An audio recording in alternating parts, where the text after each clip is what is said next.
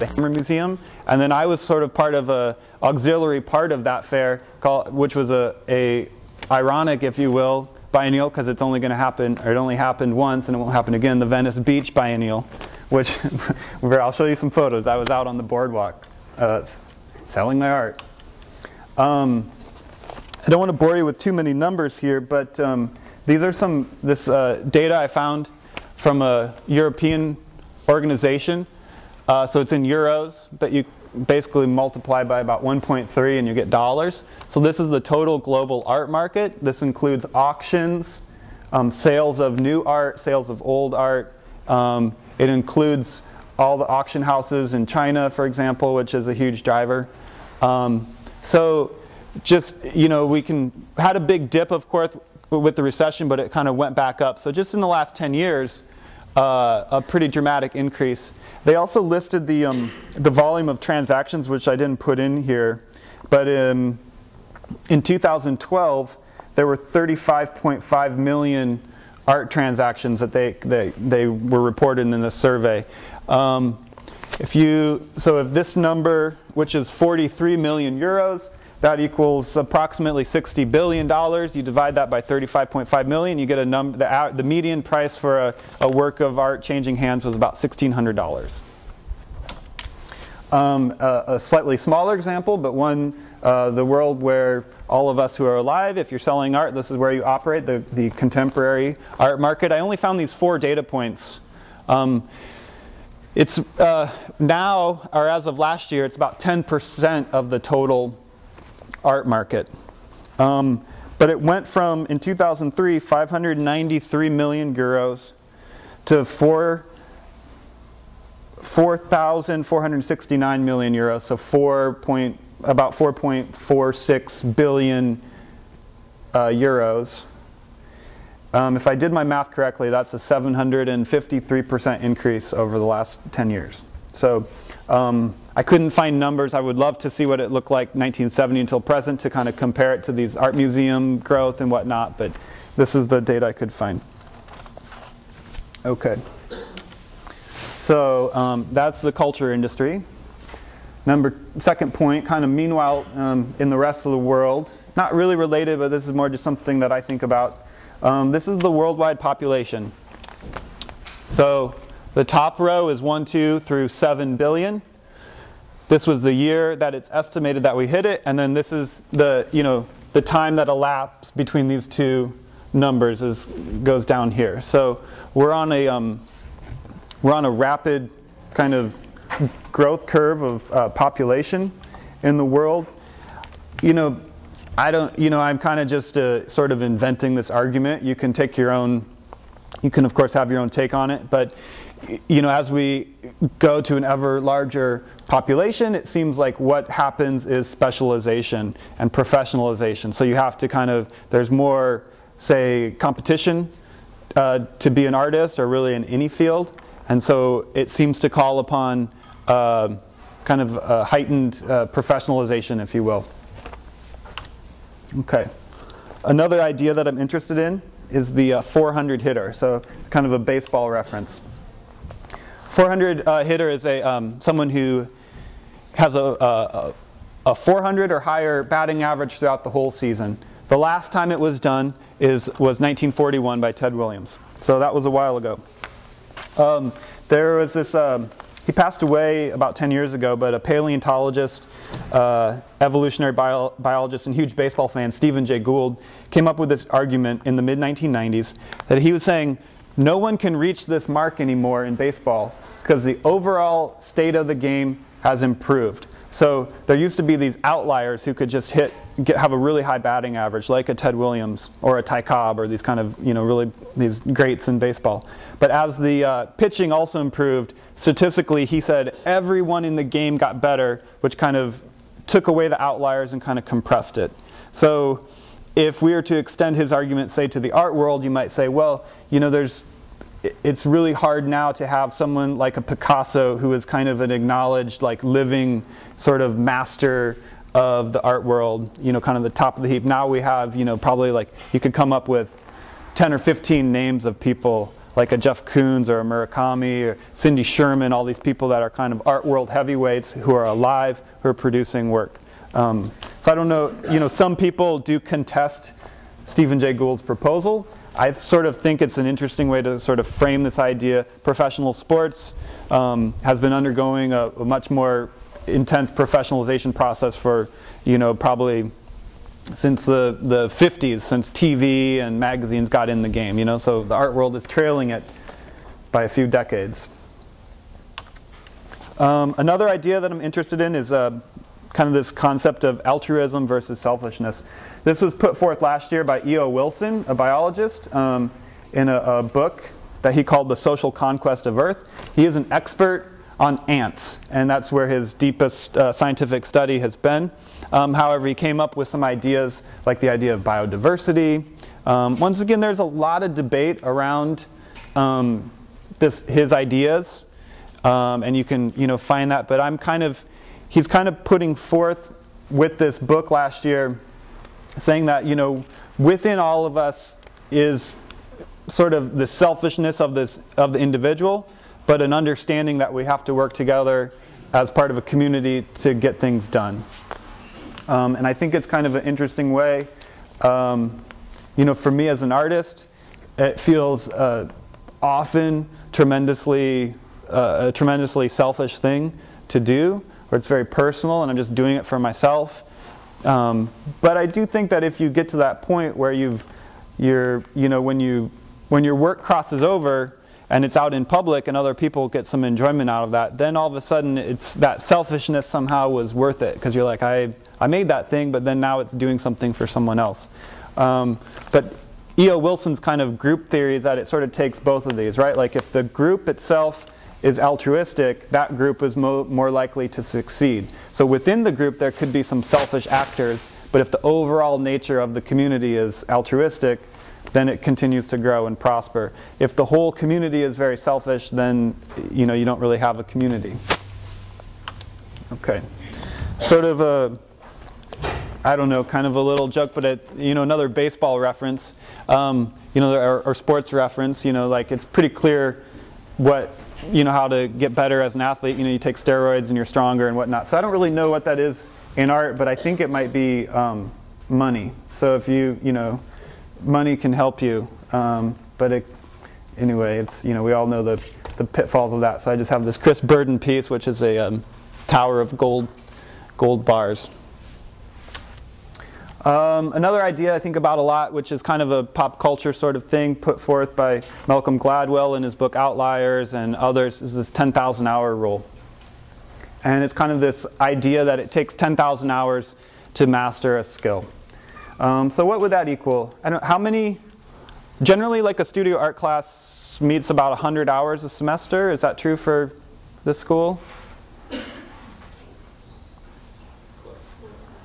And then you're, I don't know. So anyway, let's just say if you're in class and your outside time that you spend on that one studio art class is 150 hours, to do 10,000 hours of study or practice would take about 67 classes. So that's a lot of classes. That'd be about 5 years of full-time work, or because doctor residents work long hours, that's generally about a 3-year doctor's residency. I found this nice quote to kind of go along with that from this Polish theater director. There's no such thing as talent, only the lack of talent. The rest is work. I would say for myself, this kind of 10,000 hour rule, for me, it was about 8 years after I started working with clay that I would say what I could do with my hands kind of caught up with the ideas that I had, or there was some sort of communication between the two where they were in dialogue. The medium, what I knew I could do personally, and then what ideas I had to bring to bear on that. And that 8 years happened about 2 years into grad school. So I spent probably 6 years as a part-time student of art, and then I was 2 years full-time, and that's really where I started the ideas started flowing. So I don't know, I have some belief in this idea. Another thing that informs my work is this kind of dialogue of the craftsman versus the trickster. I don't have a very good image, but you can think of like Hermes / Mercury as kind of a trickster figure. There's trickster figures in myths sort of from all over the world. In Native American culture, often it's a coyote, and the trickster is often kind of an interface between the mortal and the immortal world. Here's this kind of quote I found of what is a trickster. It's a god, goddess, a spirit, a man, a woman, or an anthropomorphic animal who plays tricks or otherwise disobeys normal rules and conventional behavior. Sometimes they break rules maliciously, but usually with the result ends up being positive. Sometimes they even trick themselves. Okay. The flip side of the trickster would be the craftsman, and in this world, in the mythologic world, it would be Vulcan or Hephaestus, who was born with a club foot, so he was kind of a cast off from the gods because he was malformed, and so he was down in his workshop, and he was the armorer and the chariot maker, the craftsman essentially. So here we have a famous painting by Velázquez of Vulcan at his anvil. And I would say a craftsman in a kind of contemporary idea is someone who is responsive to their material. They've invested significant time in acquiring their skills. It's not necessarily someone who works in a traditional craft media. There's a craft to friendship. There's a craft to living, being in contact with your family. There's a craft to software programming. Okay, so you can use it sort of generally in whatever it is you're interested in doing with your life. But I found this great quote from the Italian writer Italo Calvino in his book 6 Memos for the Next Millennium, which is, I think, fairly readable. So I don't know, sometimes these books are pretty jargon-filled. But the quote is, "Vulcan's concentration and craftsmanship are needed to record Mercury's adventures and metamorphoses. Mercury's swiftness and mobility are needed to make Vulcan's endless labors become bearers of meaning." And he goes on shortly after this quote to say that until he put it in these terms, he didn't quite realize that he needed both inside of himself. So it's kind of like you need the altruism at sometimes, and you need the selfishness that's both in there. And then for me personally, the way I make art, I feel that I need both the craftsman and the trickster. And I think you could probably find examples in your own life where that might help kind of illustrate, that you're doing, there are these two sides to the coin. Okay. So, I'm going to take another little break from me talking and play a quick video. Dude, that's terrible! I told you guys, I've been watching all day. But how did they get away with that? It's a new time. A new era of science that only the smartest can comprehend. What are you talking about? For centuries, alchemists have tried to come up with the formula.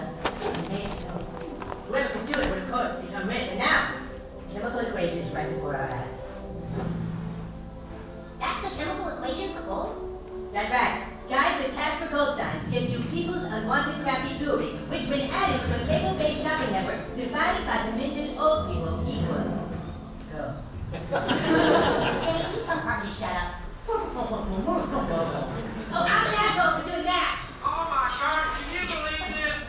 Somebody's about to get this $20,000 topaz and copper ring for just $4,000. We've got our buyer on the line. You buying this as a gift, sir? No, I'm buying it as a gift for my grandson, Billy. Grandpa? Okay.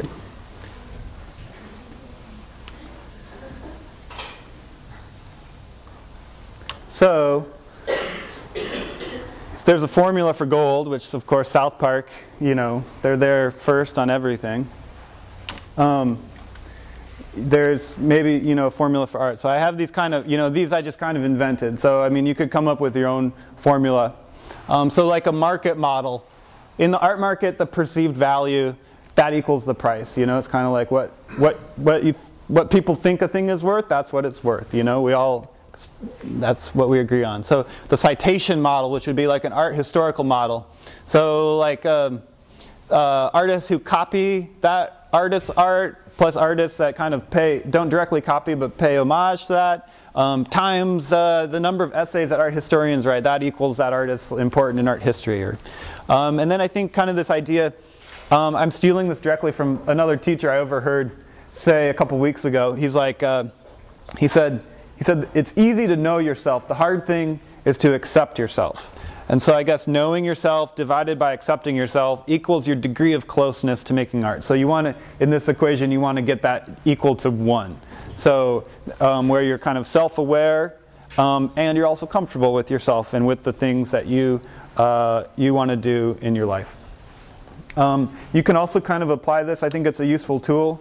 And I think people might be mad at me for really like grossly simplifying, but Joseph Elbers, it took him a long time to get to this point in his life, at least, where he came up with this, what I think is actually a really brilliant idea. And I love the fact that he made so many, and that you can go in almost any big museum and find a Joseph Elbers square color painting. But it's basically, he took color theory plus squares, and so that equals, you know, Joseph Elbers.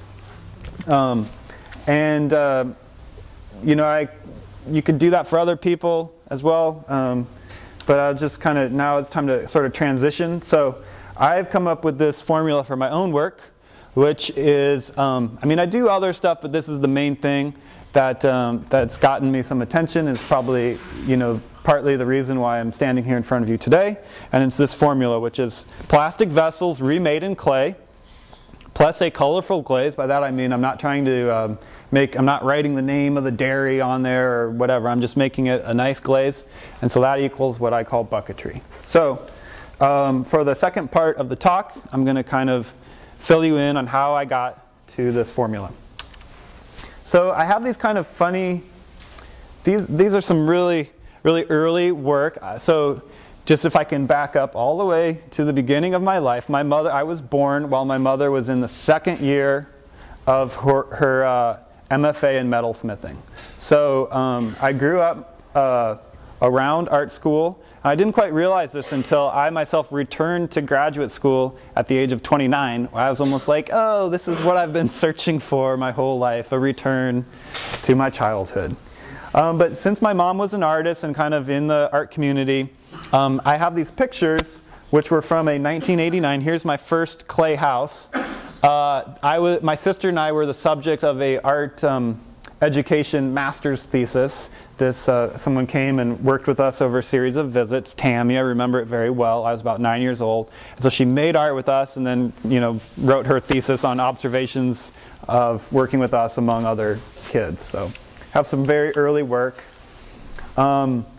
My mother is more in the craft field, and she, rather than galleries taking your work to a fair, as a kind of in the craft world, you go and set up your own booth. And so here's a photo of me in 7th grade being super bored at the National Gallery of Art in front of some Mark Rothko paintings. I remember my dad being so excited to see them in person, and I was like, I'm tired, and you know. So anyway. So if we can flash forward from that a long way.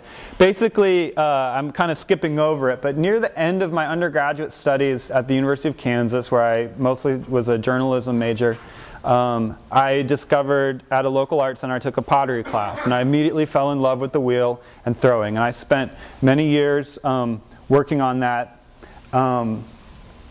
and made a lot of really bad pots, as generally introductory potters do. And I was kind of at places, I was at the Lawrence, Kansas Art Center for a year. Then I moved to Pasadena, and then I went to Pasadena City College for 2.5 years and had pretty, I would say, relaxed instruction. And so I was not, no one was cracking the whip, so I was just kind of doing whatever I want, which I thought was great at the time, but I realized I spent a lot of years just kind of doing the same thing over and over. Here there are some examples of some kind of, I was making things in response to stoneware crocks. And this is my first kind of thing that I did when I got to graduate school at UCLA, which was, you know, kind of fall back to the potter's wheel. And just to kind of back up on this history once again, just to show you the perils and pitfalls of studying art.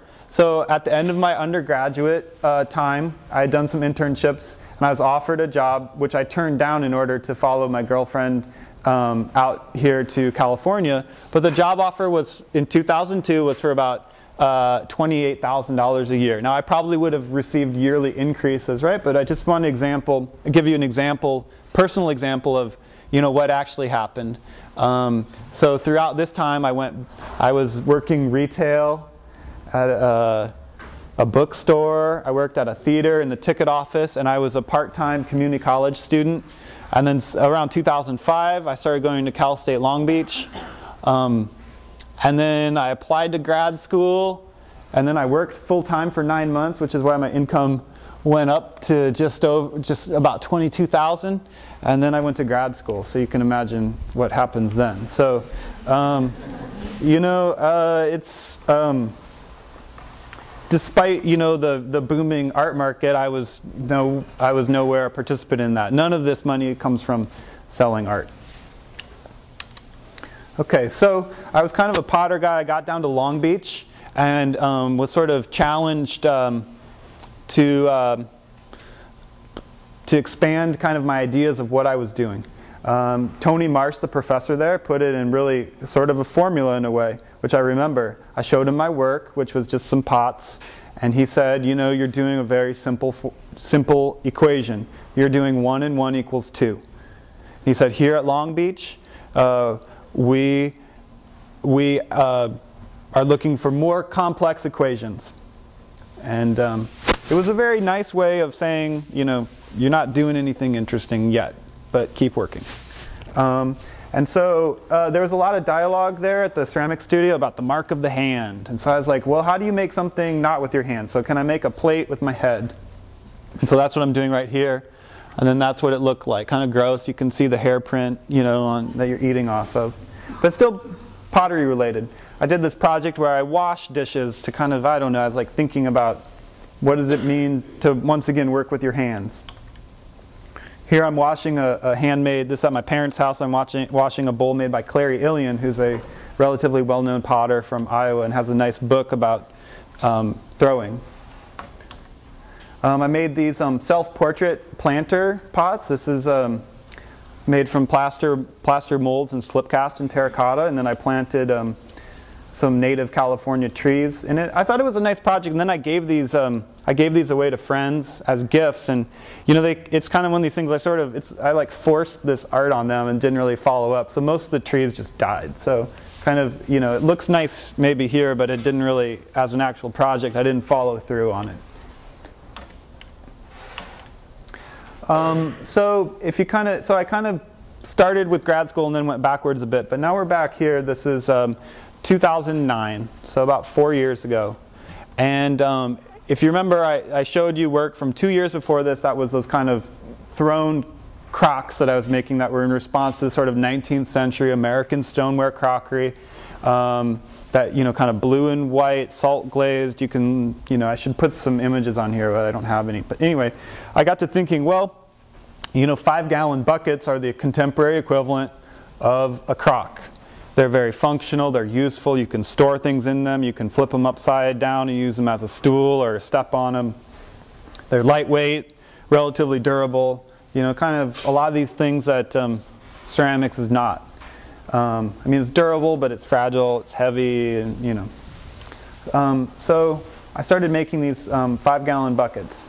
And I think one thing I would say, it really, this is where kind of trusting your peer group of fellow art students can be really valuable. This was the kind of first time I started bringing these back to the graduate studios at UCLA, and immediately people saw them and they were like, oh, and this had never happened to me before. They were like, oh, hey, do you want to trade for one of those? And so I was like, oh, okay, there's something going on here. Like, people are interested in these. I enjoyed making them. I thought they were funny, but they were also this, you go to a ceramic studio and there's all kinds of plastic buckets in there. So kind of a self-reflective sort of look at what I was doing in the ceramic studio. At the same time, I came up with this idea. I was still interested in throwing and making functional ware, but it seemed, at this point, I've, about 8 years into working as an artist, and I felt like, gosh, I've pretty much, in a way, I felt like I'd wasted my entire 20s because nothing, I was at a good school, but nothing was happening really, and so I just felt, in a way, very futile. So I came up with this idea of the, futility limited was my pottery line. And mostly, rather than actual pottery, it took the form of advertisements for the pots. So, and they're just kind of these sort of insider, really terrible, they're not even jokes because no one's laughing, but this is like a Rauschenberg quote where he was like, I want to break down the wall between art and life or something like that. So I was like, I'm going to rebuild this wall, between pottery and life. If you take poetry and move the E around and add another T, that's pottery. And then I'm a big pyro, which I think is why I like ceramics so much. So anyway. And then shortly before my thesis show, at UCLA they do 2 open studios a year, which is twice as many as every other school. I think it's actually really valuable. It forces the students to kind of think about what a public audience would do. And so I had been trying to make these huge tiles out of clay. And so I don't know if you haven't tried to make tiles, one really effective way is you put it between 2 pieces of drywall to keep the edges from curling. But it just made the drywall all moldy in a really interesting way. So then I just proceeded to mold up a bunch of drywall, and I took everything out of my studio and covered the walls with this moldy drywall. And so once again, it's sort of related to my work with clay, but it sort of manifested itself in a different form. And I was like, oh, this is like my way to make like an abstract painting or something. And it also felt kind of like, thinking about these myths, like the deal with the devil pact, this kind of sort of myth that's can be, I think, really effective. Like I can tell you John Baldessari, the, LA art kind of grandfather these days. His story is he had been trying to be a painter, and he wanted to make a break from that, and he burned all of his paintings, and that was like a break with his past, although I believe he actually kept some of them. But this, like, kind of clearing out my studio, not showing anything out of clay, it was kind of like, okay, fresh slate and start over, forget everything in the past and move forward with this sort of new body of work. So then a few months later I had my thesis show, and there were 2 things with that. I gave away these rulers, which were the length of my right arm, and I called that length 1 Merkel. And this was, I'm right-handed, so it's kind of like my main tool, if you will, for throwing or otherwise. But it's also, this way to kind of responding to these trends in the art world. I was like, well, if I brand myself and give away a promotional product. And so here at the opening, everyone had these Merkel rulers. And it kind of, I didn't quite realize, how it was sort of going to take over the actual event. Not the subsequent days when it was just open, but the actual night of the opening. I think my fellow students who showed with me were like, you jerk, like, why did you do that, So anyway, so I gave away about 300 of those rulers there. I ripped them down, made them myself, ripped them from Home Depot 2x12s, screen printed them. But the main thing I did was I made this collection of trash cans. So it's kind of expanding on the idea of the 5-gallon bucket, but blowing it up to a bigger plastic object turned into clay. These are just the kind of Rubbermaid Brute trash can, kind of a standard, really classic, really beautiful, simple shape. These were done in low fire glazes. Later I moved to making them out of stoneware, which is high fire. Okay, so yeah, trash cans. It was funny, I had a trash can in the show at Jane Deering's gallery in January, and she had some artist talks in conjunction with the show, and after my talk I had a gentleman come up to me and he was like, I like your milk crates. He's like, I just can't get around the idea of the trash can as art. So I was like, okay, I didn't know. I mean, I feel like I'm like one of the, fairly conservative, but sometimes it depends on your audience who's boundaries you're pushing, I guess. Later, in 2010, I was invited to do the show at Los Angeles Project. Kind of a nice tie-in is that, as I found out later, the main funder for Los Angeles Projects was Jack Black. So that was kind of cool. It's a nonprofit space. So the way a lot of these nonprofit spaces, artist-run spaces work is they give you the space, but no money to realize your project. They had a cancellation. I was a fill-in, so it was kind of last minute, too late to write any grants. And so I was like, okay, I really want to do this show about, kind of about Devil's Tower, America's first national monument, which made famously an appearance in Steven Spielberg's movie Close Encounters of the Third Kind. And the guy goes crazy with this vision of the Devil's Tower, which has kind of been implanted there by the aliens or something, but he's making it in mashed potatoes, and he makes it in dirt and clay, so that clay reference was like enough for me. But I thought, okay, the other ideas, like I was trying to kind of, in a way, poke fun at these, like a King Tut, like you take these treasures from another country and you take them on tour. So I was like, can I take, America's treasures, which are like our national parks and national, kind of like the wilderness, the Grand Canyon or whatever, like, can you take that on tour? So I took it on tour to LA, and I had posters advertising the show, and then I thought, okay, I'm going to pay for it all and just break even. I'm going to sell, ceramic, gift shop items. But I actually I spent, I don't know, about $3,000 on all the clay and straw bales. Here's how we made it. Just unfired clay. A lot of friends, if you give people free clay, they like to play with it. Urs Fischer is just doing this big show that's going to open this weekend at Mocha, and they've burned through, I think, 160 tons of clay, and anyone could come down and make stuff. So I was like, oh, I wish I'd thought of that, but anyway. So I made the Devil's Tower, made the posters, referencing the Close Encounters marketing material, but also being like, hey, come buy my tower sculpture. These are ink wash, various colors or grades of wash on watercolor paper. And then I had the gift shop. These were $20 each. I still have like so many of them in my garage. I should have brought some, I made postcards, hand painted. So, but yeah, I think I only made about $800. So I didn't even come close to breaking even. So once sort of futile effort on that. I mostly want to just show you kind of solo shows I've done, but this was a fairly important group show for me. Kind of helped launch my career in a way. Because not too many people saw the show at Los Angeles Projects. Los Angeles Projects was only there for about 2 years, and then as these things do, it kind of went away. So not too many people knew about it. But Acme is a more established gallery and has been around for about 20 years, and so more people kind of saw it. So I made some more trash cans. These are stoneware, high fire glazes. And then I made a mold of a KitchenAid stand mixer. My idea with this is kind of, there was a bowl there, so that was enough. It was a vessel. I thought, okay.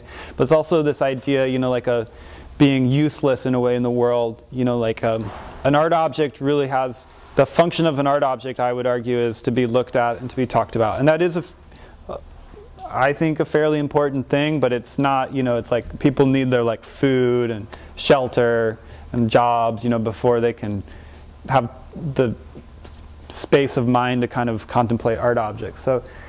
So in a way, I think also this relates to, a lot of people have these KitchenAid mixers. They're very, the actual mixer is very beautiful, highly designed, classic, but it functions more as a symbol of, oh, hey, I'm a domestic person. I'm interested in cooking. I have this beautiful thing sitting on my counter, but I don't use it. I have friends that they put their mail in it, So I was like, if you just need like a non-functional thing, like I'm good at that, I'll give you something that won't work for its intended purpose. So I made these, and then I also that shows the first time that I showed the milk crates. So these were the first 3 milk crates that I made, and you know, what it was like for me, it was just like, okay, I did 5-gallon buckets, I did trash cans, okay, what's next? Milk crates, they're really beautiful, they're functional.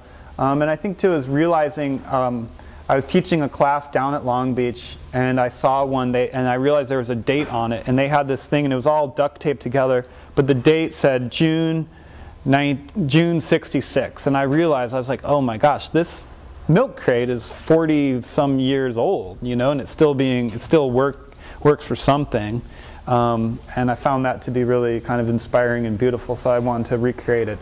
So I thought it was just kind of in line with that, but it sort of, you know, I got lucky, I would say. It kind of hit a nerve, and it was a little bit off to the races with it. I started getting some commissions and invitations to show them other places, and so that year I was actually a stay-at-home dad for most of that year, so I was taking care of an infant, and then when he was napping or at night, I was sitting there at our kitchen table and cutting these things out, and then taking them in to a studio and firing them. These are made with paper clay, low-fire paper clay, commercial glazes for the most part, although I have switched to making some of them out of porcelain and stoneware. I invent my own patterns sometimes, but I just go on eBay and find pictures of milk crates that are interesting now, and I just copy them. There's a lot of, you know, the industrial designers have been having fun with these things for years, so I'm just kind of celebrating that and copying them. I have to make some modifications to make it work in clay. Basically less detail. Here's one I made my own. This is like the crates that they deliver water, the office water jugs in. These are some porcelain milk crates. Okay, so like I said, kind of a formula. Kind of discovered my own formula. This continued with a solo show at Acme. Later that group show was in January, so almost at the end of the year I had a show. And I made a price list for it. And this was echoing this price list from the Syracuse Stoneware Company. So kind of taking it back, kind of really explaining in a way to people, hey, the roots of these are me looking at stoneware crocks. And here's what these price lists used to look like.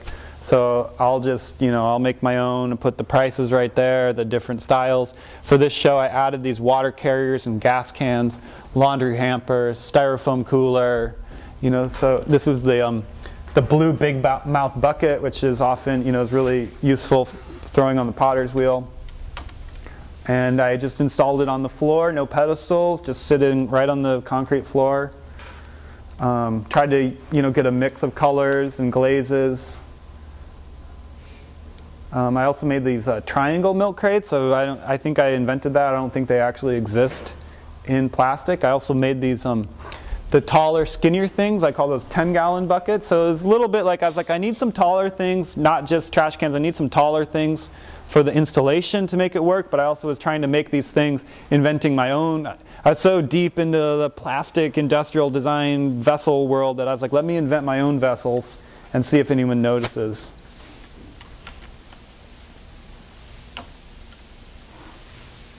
Here's the Eagle 1-gallon Eagle brand gas cans, water carrier, styrofoam cooler.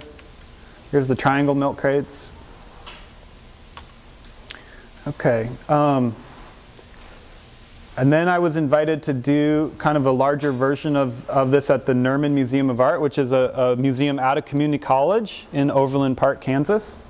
And so you can see some of the same works, but it's, you know, grown by it's about twice as big. And actually, strangely enough, the way I got invited to do this show, there had been a review of my work in the LA Times. That review, it wasn't written by Christopher Knight, who's the main critic, but he posted it on Facebook.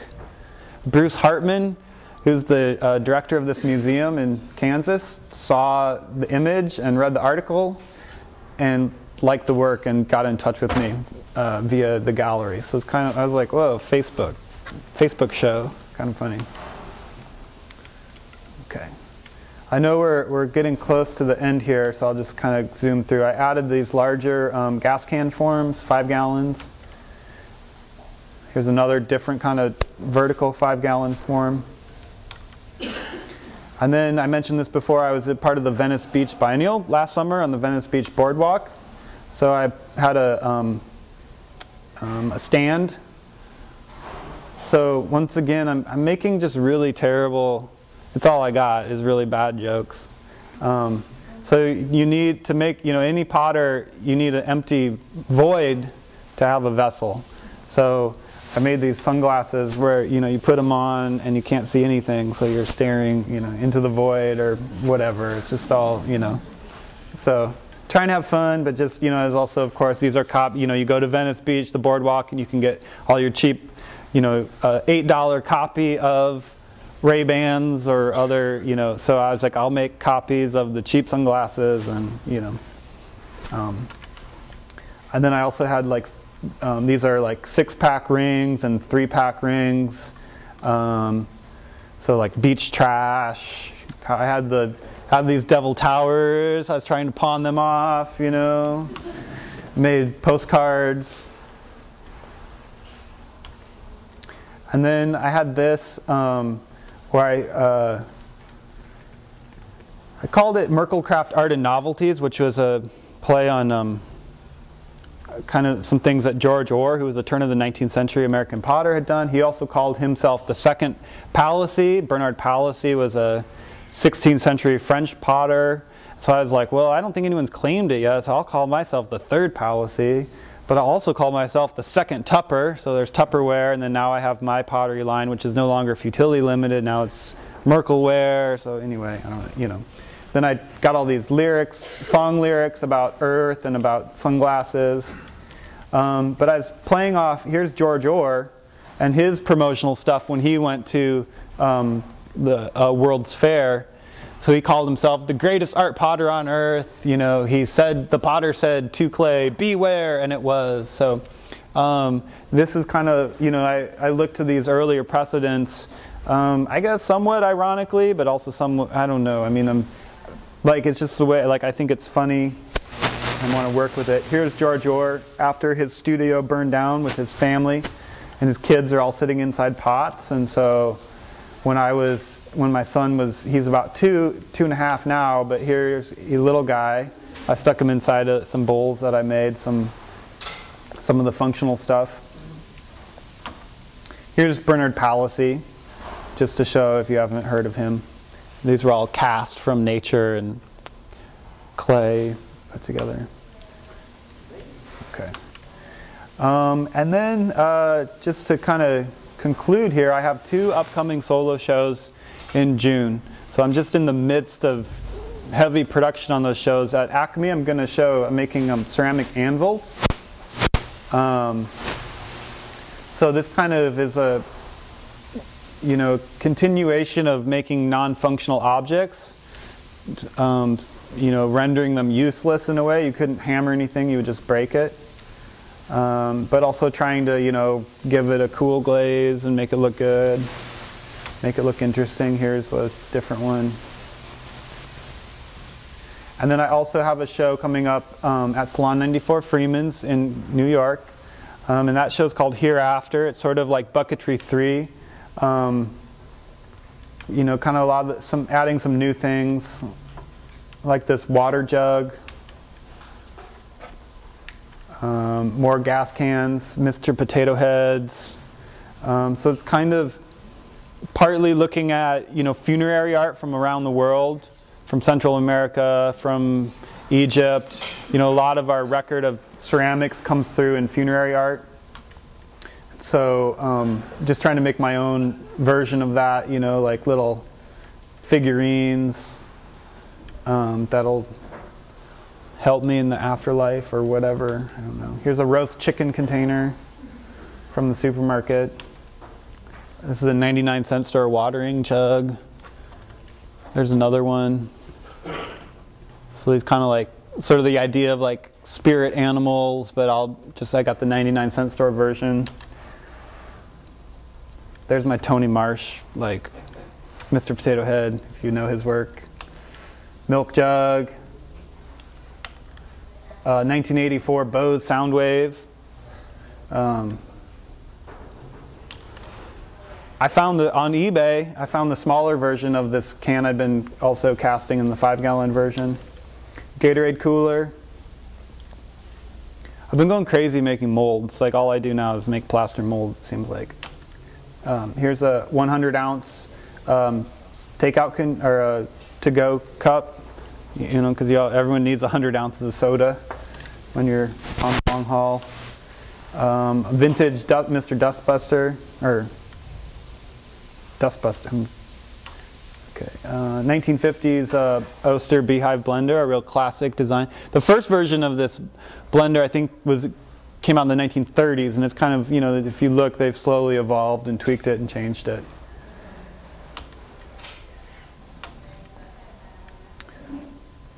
Two-liter soda, deodorant, because you need that.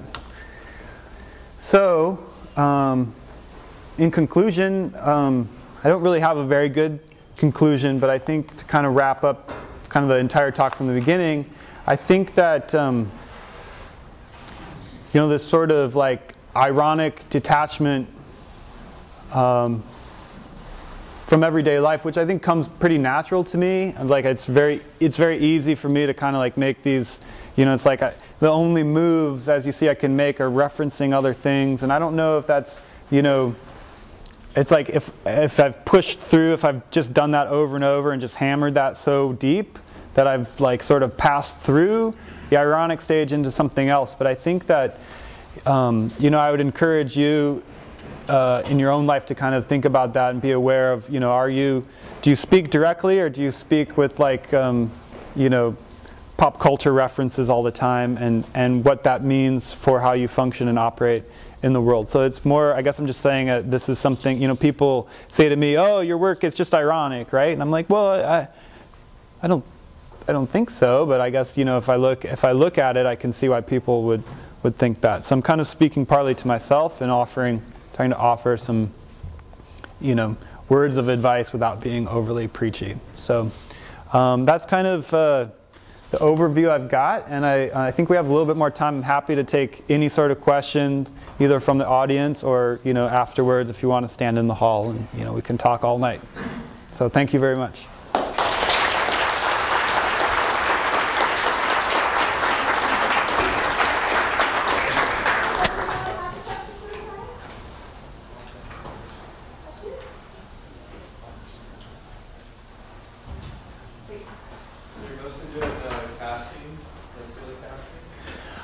Yeah. Well, the anvils are hand-built stoneware, but a lot of the things, you know, since I'm copying kind of commercially made products and sort of celebrating their design and, you know, and just like trying to say like, you know, like you look at Mr. Potato Head and it's really, they're well-designed toys, you know, for what they are, and they're able to produce them cheaply, and I think it's great that people can have them in their home. And so I'm kind of celebrating it, but I'm also like, what does that mean when I translate it into this different material, which, you know, plastic will be around for a long time, but it won't be, you know, we have ceramic objects that are 10,000 years old. You know, whether mine will last that long, I don't know, but they have the potential, you know, to just keep, once you've fired something, it's like you've created a rock. So what does that mean to, you know, what objects do I turn into like these permanent rocks in a way? So I've been doing a lot of casting of those things just to make them as exact as possible. And the milk crates are slab? The milk crates are slab, yeah. I have the slabs, they're pre-cut to the 5 different sides. I add slip and score and add strips of the pattern, and then I cut back through, cut all the open areas, and then let it stiffen up and just, you know, make a slab box with mitered corners and lots of slip and put it together. It's very like, it's pretty, yeah, it's laborious, but it's like straightforward, like pretty, you know, pretty straightforward like ceramic processes. How do you go about making trash cans? Oh, the trash cans are made, so I have a multi-part mold, and you know, I can kind of stair-step the mold up, and they're just slabs, and I beat it in there. I have a sock with a bag of sand inside, and I slap all the slabs together. And then once I build it up, I start unpacking the mold almost right away because it shrinks down and, you know, yeah. Yeah. Press molded. So did you scale them up? I did not, no. We have one question here. I was just going to ask, do you see the anvils that you're working on as this joining of mercury and voltage and that idea you're talking about? Sure, yeah, definitely. Perfect mix of the trickster. Yeah, I mean, so it's a little bit, so Acme Anvils was a brand from Sears. It was then famously used in Looney Tunes. Acme, the word itself, means the best or the paragon. But then, of course, I haven't asked them. I mean, the owners think it's funny and they're into what I'm doing. They had to, you know, they had to give me the thumbs up. You know, you don't really have much freedom as an artist. But they, of course, had to know there was a Looney Tunes reference. So I think, you know, it's like with a lot of my work, I know there's kind of like this bad joke or this one-liner there. And you know, there's so many artists and so many things going on. I hope that one-liner draws the viewer in. They're like, haha, that's funny. But then they're like, oh wait, what does this mean? You know, where does the anvil show up in art, you know, and in mythology? And so hopefully there's more there. I mean, it's not super deep. We can kind of list those few bullet points, and that's what's there in my mind. But yeah, I hope they do, you know. So I think it's like you have to, but you don't want to you know, if I could put up this big text and tell people, but you want to leave it open-ended so that people can draw their own conclusions, you know. It's like, there's nothing I hate more than when I walk into a show and they're like, I'm telling you what to think. And it's like, no, don't tell me. Don't tell me anything, you know. I'm selfish that way. I want to decide what I think about the work, you know. So I try and give that to people too. I hope. So, yeah. The reason that you like make all these casts and stuff because you want to be like a little kid who draws on the wall, and you're like, well, I want to add splash to that. You just like that's what you draw, like do you I guess I don't know. I mean, it started a little bit like, it started with the buckets and the trash cans, so it was very much reflecting on this process of like what goes on in the ceramic studio and how ceramics is made today. We need these ceramic buckets. And so I got sort of, you know, people were interested in that idea. And so in a way, I kind of became like the bucketry guy, the milk crate guy, you know. I mean, to a certain extent, I'm not like super well known, I would say, but the people who do know my work may think that I'm a little bit of like a one-trick pony, right? So I kind of decided to just keep going down that path. And so I'm going a little bit further with this upcoming show in New York, but for the most part, I'm sticking to plastic vessels. So they're still an object, although, you know, yeah, it's a stretch to say like a stereo is a vessel or that a Mr. Potato Head is a vessel, but they're kind of things that are molded out of plastic. And they're kind of a, you know, I would like to think it's a reflection of the way we live today. I mean, plastic comes because it's sort of a cheap byproduct of, you know, producing gas, and we're in a, you know, petroleum-based economy, and so there's all this gas being extracted, and then there's plastic, and that's the way we live today. So, I mean, I have my thoughts and ideas about that, but in a way, I'm just trying to kind of mirror it and turn it back and say, this is what we are. This is the way we're living. I find a lot of plastic objects really attractive and sexy. I understand the appeal, but then when I stop and think about it, you know, it's like, oh, what are we doing with, you know, all these disposable objects and whatnot? So it's all in there, you know, and I'm kind of, like I said, I'm trying to not really be too preachy about it in the way I exhibit it, just sort of say, here are these things. I find them fascinating. I myself have mixed feelings about them, and, you know, it's up to the viewer. But in terms of kind of like a